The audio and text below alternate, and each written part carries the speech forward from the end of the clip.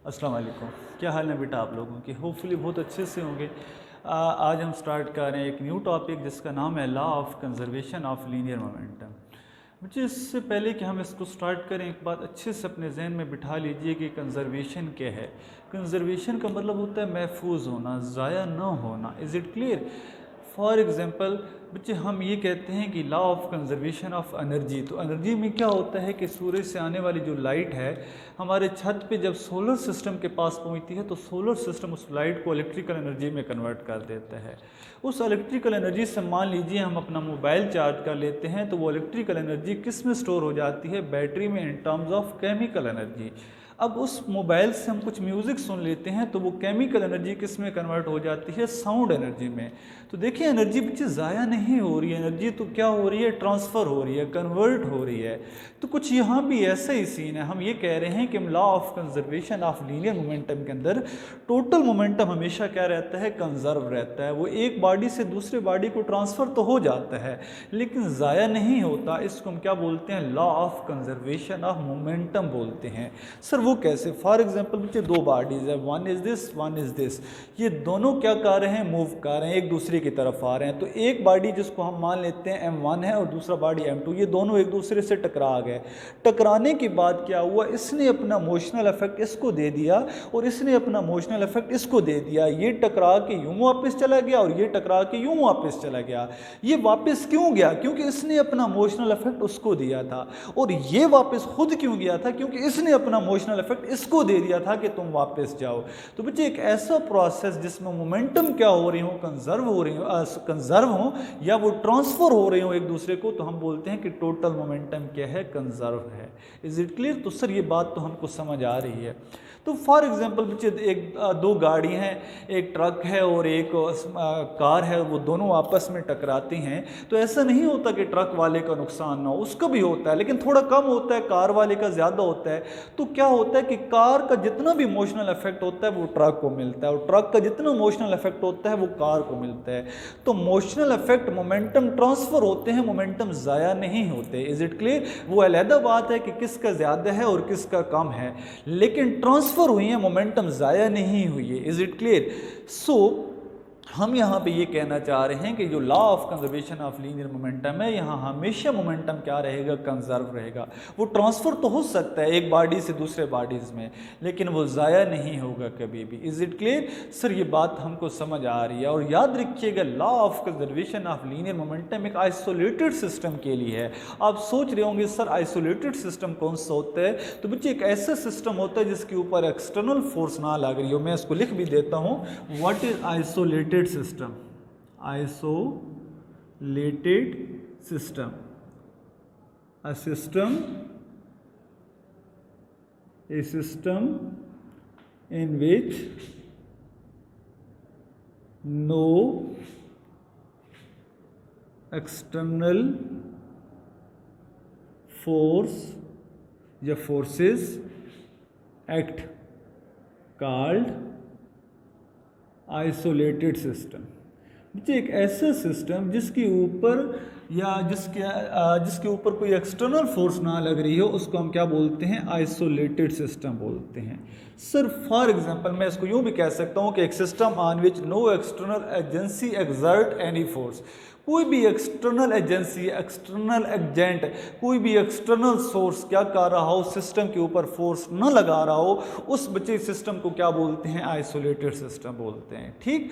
तो for example बच्चे हम ये कहते हैं कि उस सिस्टम को हम क्या बोलते हैं? आइसोलेटेड सिस्टम बोलते हैं। और law of conservation of linear momentum isolated system के लिए है। ठीक है? उसके अंदर तो जो कुछ भी हो रहा हो लेकिन बाहर से किसी फोर्स का नहीं लगना चाहिए। फॉर एग्जांपल मैं कहता हूँ कि हमारे इस रूम के अंदर 3 स्टूडेंट हैं, एक के पास 100 रुपीज़ है, एक के पास 200 है और एक के पास मान लेते हैं 15 रुपीज़ है, 50। तो क्या हुआ कि मैं कहता हूँ एक स्टूडेंट को कि आप अपने पैसे दूसरे को दे दें, तो वो दूसरे को दे देता है, उसके पास टोटल कितने हो जाते हैं? 150। वो दूसरे वाला तीसरे को दे देता है तो टोटल कलेक्शन कितनी हो जाती है? 200 उसके पास थे, 150 ये, तो टोटल कितने हो गए? 350।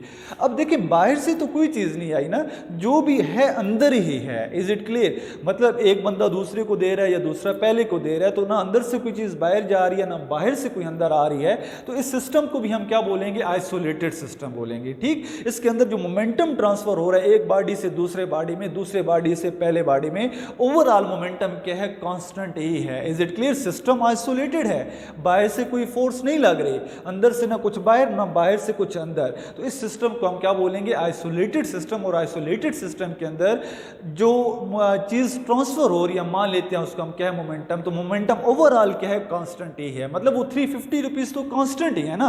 ये एक ऐसा तो नहीं हो कि एक बॉडी ने दूसरे को दिया तो ओवरऑल हमारे सिस्टम के पास मोमेंटम क्या हो गया, वो जाया हो गया, वो नहीं, टोटल बच्चे कंजर्व है। इसको हम क्या बोलते हैं, फॉर एग्जांपल हम कहते हैं कि law of conservation of linear momentum. तो बच्चे सबसे पहले हम ये समझेंगे कि what is law of conservation of linear momentum, ये लॉ है क्या। तो बच्चे हम इसको डिफाइन कर लेते हैं यहाँ पे, total momentum, total momentum of an isolated system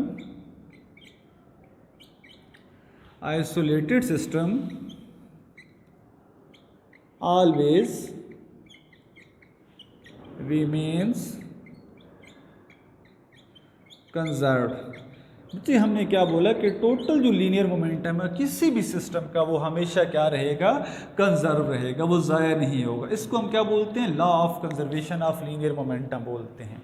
ठीक, सो इसको एक और तरीके से भी डिफाइन बच्चे हम कर सकते हैं। सर वो कैसे, कि if no external force act on a body या if no external forces are act on the body then total momentum always remains conserved. इसको भी लिख लीजिए, if no external forces act on a body then क्या होगा, momentum remains conserve. तो बच्चे momentum क्या रहेगा, कंजर्व रहेगा। फॉर एग्जांपल हमारे पास एक गिलास है, इस गिलास के अंदर बच्चे पानी के बहुत सारे मॉलिक्यूल्स हैं। तो ये मॉलिक्यूल्स एक दूसरे के ऊपर left right up down forward backward में लाखों फोर्सेस लगा रहे होंगे, लेकिन बाहर से तो कोई फोर्स नहीं लग रही। तो इस सिस्टम को भी हम क्या बोलेंगे, आइसोलेटेड सिस्टम बोलेंगे। ठीक है, और आइसोलेटेड सिस्टम के अंदर टोटल जो मोमेंटम है वो क्या रहता है, कंजर्व रहता है। ठीक है, एक मॉलिक्यूल दूसरे मॉलिक्यूल को जो इमोशनल इफेक्ट दे रहा है वो दूसरा पहले को दे रहा है, टोटल मोमेंटम अंदर क्या है, कांस्टेंट है।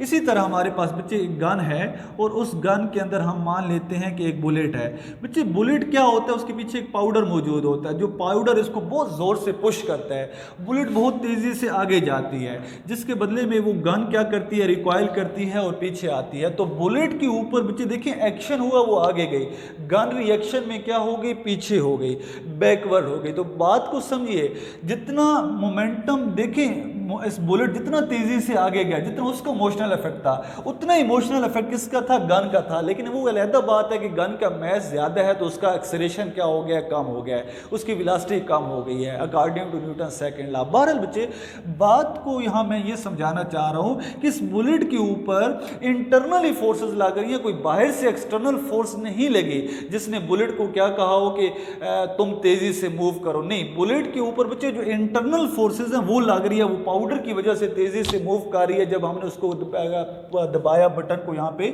उस पाउडर ने बहुत तेजी से पुश किया किसको, बुलेट को। तो बुलेट के पुश करने से क्या हुआ कि इसके ऊपर एक फोर्स लगी, तो ये इंटरनल फोर्स लग रही है। Is it clear? और उसके इमोशनल इफेक्ट से क्या हुआ, वो गन क्या की, रिकॉइल की। तो इंटरनल फोर्सेज हैं, एक्सटर्नल फोर्स कोई नहीं है। तो ये गन भी बहुत अच्छा एग्जांपल है किसका, law of conservation of linear momentum का। सर वो कैसे, जब ये दोनों रेस्ट पे थे, बुलेट भी रेस्ट पे थी, गन पे भी, तो दोनों का इनिशियल मोमेंटम कितना था, 0 + 0। गन का भी मोमेंटम 0, बुलेट का मोमेंटम भी 0। टकरा जब हमने बटन को क्लिक किया तो क्या हुआ कि बच्चे बुलेट आगे गई, तो बुलेट का मैस मान लेते हैं m और उसकी वेलोसिटी मान लेते हैं v, प्लस हम मान लेते हैं गन का मैस कितना मान लेते हैं, कैपिटल M, और वेलोसिटी मान लेते हैं v प्राइम। तो अगर बच्चे बुलेट आगे के साथ गई है, कितनी स्पीड के साथ मान लेते हैं, उसका मोमेंटम कितना था, मैं हाइपोथेटिकल बात करता हूँ 50 था।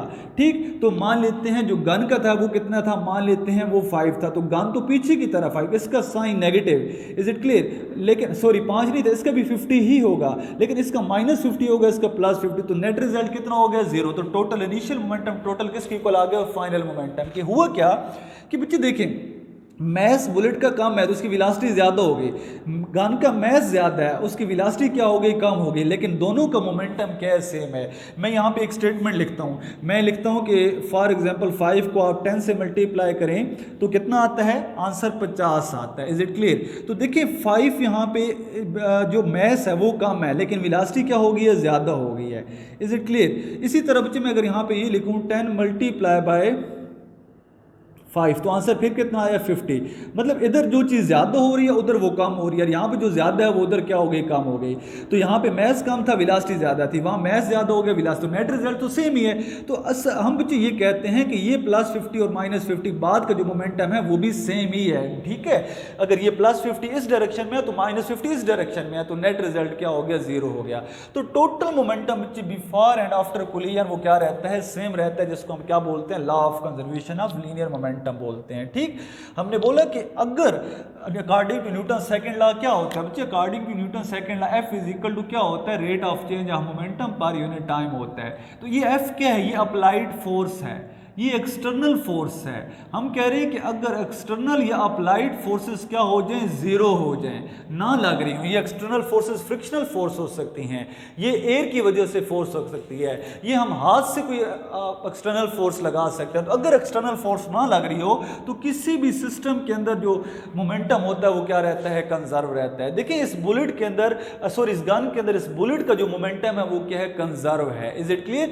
जितना बुलेट का मोमेंटम है, ये सिस्टम कौन सा, आइसोलेटेड, ये कंजर्व है। जितना बुलेट आगे गया गन उतना पीछे चला गया, तो टोटल मोमेंटम कंजर्व। इसी तरह इस कंटेनर के अंदर गैस मॉलिक्यूल्स या एयर मॉलिक्यूल्स, वाटर मॉलिक्यूल्स का।